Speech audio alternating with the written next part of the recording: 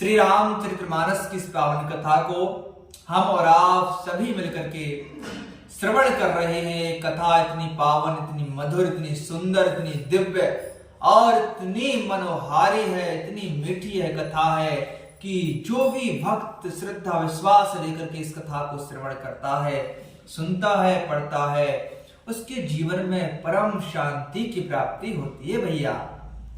तो बाबा तुलसीदास जी इस राम कथा का अपनी मति के अनुसार श्रवण कराते हैं, कथा को लिखते हैं। कवि जब भी कथा को लिखता है, वर्णन करता है तो माँ सरस्वती की आराधना सबसे प्रथम करता है।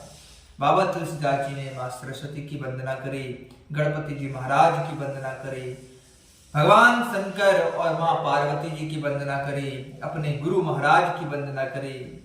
कविश्वर वाल्मीकि जी और कपीश्वर श्री हनुमान जी की वंदना बाबा तुलसीदास जी करते हैं और इसके उपरांत श्री राम जी की प्रियतमा माँ सीता जी की वंदना बाबा तुलसीदास जी करते हैं।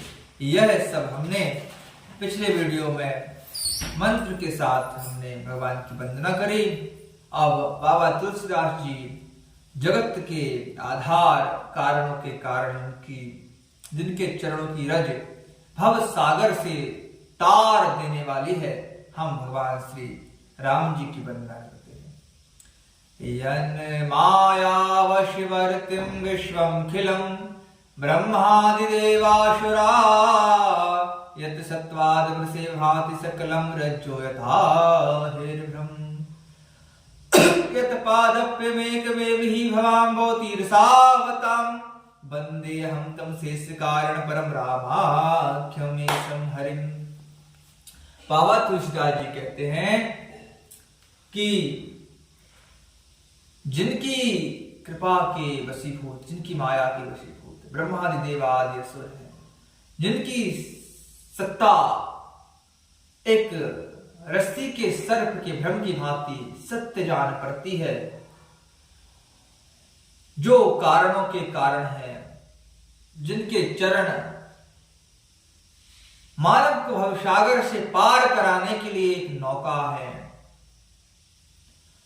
ऐसे हरि रूप में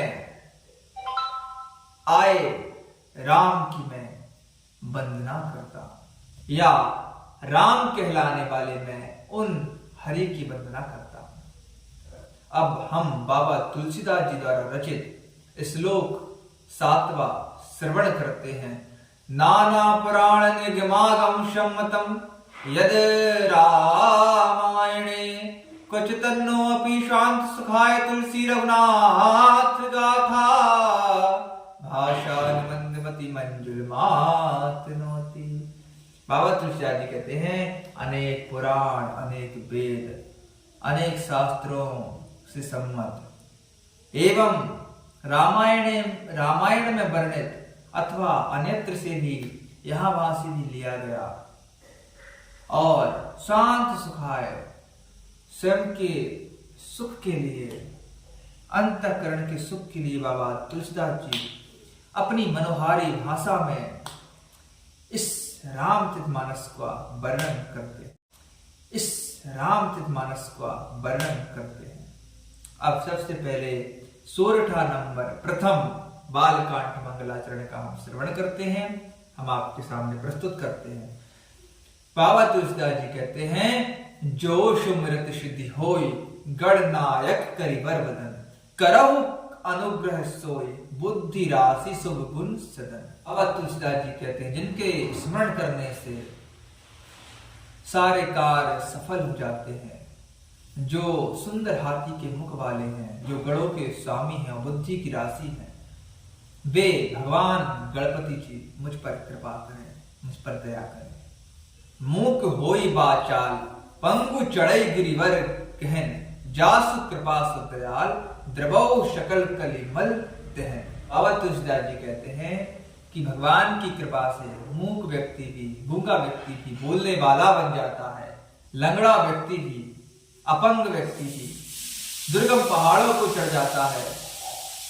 ऐसे कलयुग के समस्त पापों का दमन करने वाले भगवान मुझ पर द्रवित हो, मुझ पर कृपा करें, दया करें।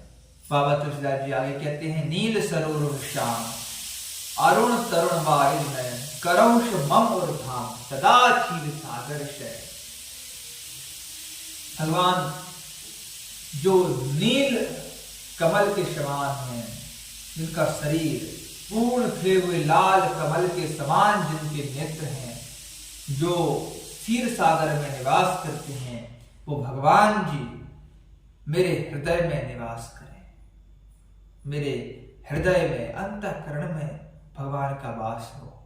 कुंद इंदु सम देह और रमन करुणायन जाहि दीन पर नेह करहु कृपा मर्दन में। कुंद के पुष्प और चंद्रमा के समान जिनका शरीर है, जो पार्वती के प्रियतम है और दीनों पर स्नेह करने वाले हैं, दया के धाम हैं और कामदेव का मर्दन करने वाले हैं वे भगवान शंकर जी, मुझ पर कृपा करें, मुझ पर दया करें। अब अगली वीडियो में हम गुरु वंदना बाबा तुलसीदास जी के द्वारा की गई है, उस गुरु वंदना को हम और आप मिलकर के श्रवण करेंगे। और तब तक के लिए आप सभी का धन्यवाद। जय जय सीताराम।